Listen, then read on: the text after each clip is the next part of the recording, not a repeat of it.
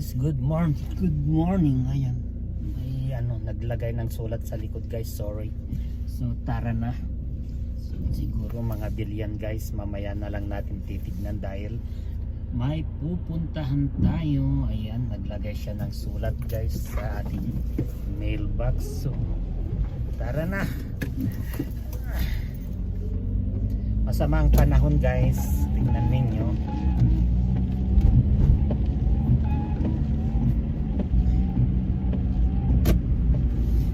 Masama ang panahon.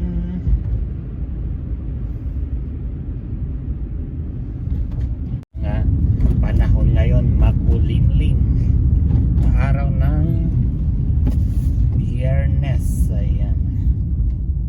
So ayan, hindi pa pala tayo nakapaglagay ng guys, seat belt. So ayan, pagigilid lang tayo dahil umarangkada na naman ang lola ninyo guys na walang seat belt.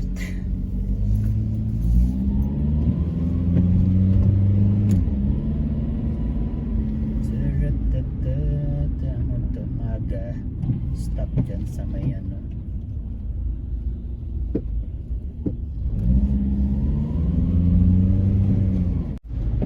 ay hindi tayo dumaan sa guys, ATM para mag-check sana tayo, pero okay lang, may pera pa naman tayo, so wag na tayong mag-check muna.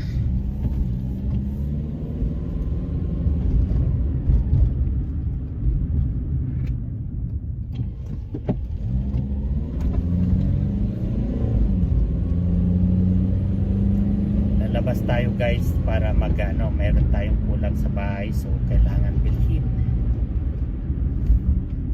dahil masamang panahon.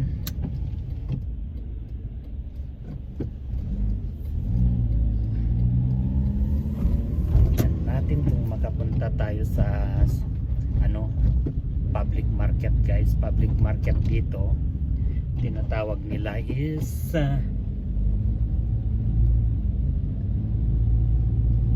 likey, para bumili tayo ng fresh na guys.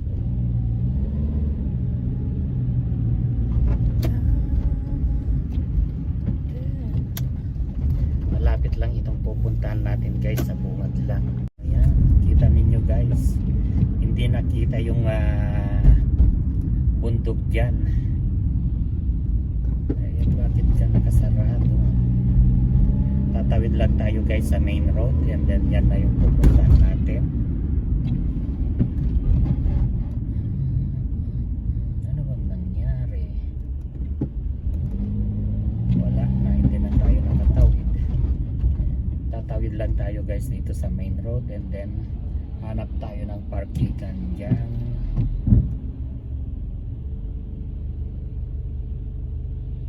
Oh my Pilipina.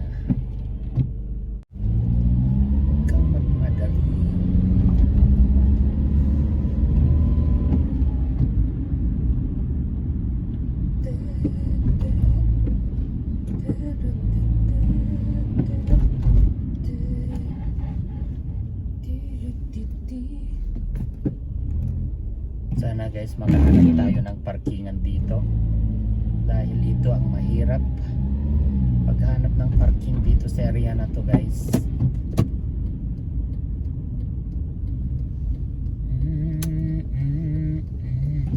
Baka abutin tayo ng siyam-siyam dito sa paghantay ng parkingan guys. Dito lang tayo. Bakante ba yan?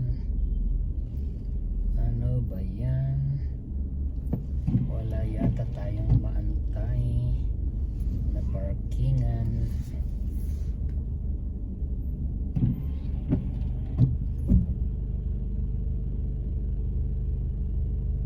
Naghahanap ng parkingan ng mga ito guys. Ano ba yan?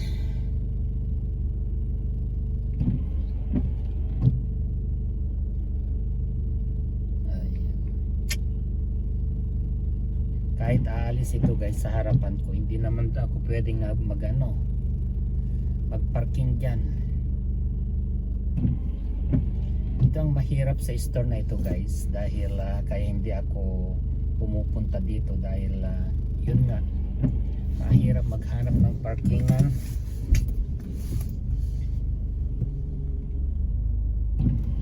Lalong lalo na sa ganitong oras guys, mahirap.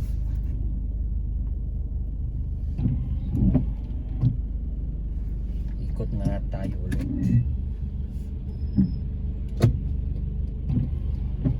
Ayan.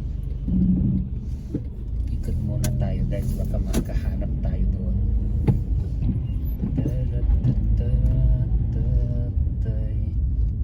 Hindi naman pwede dito.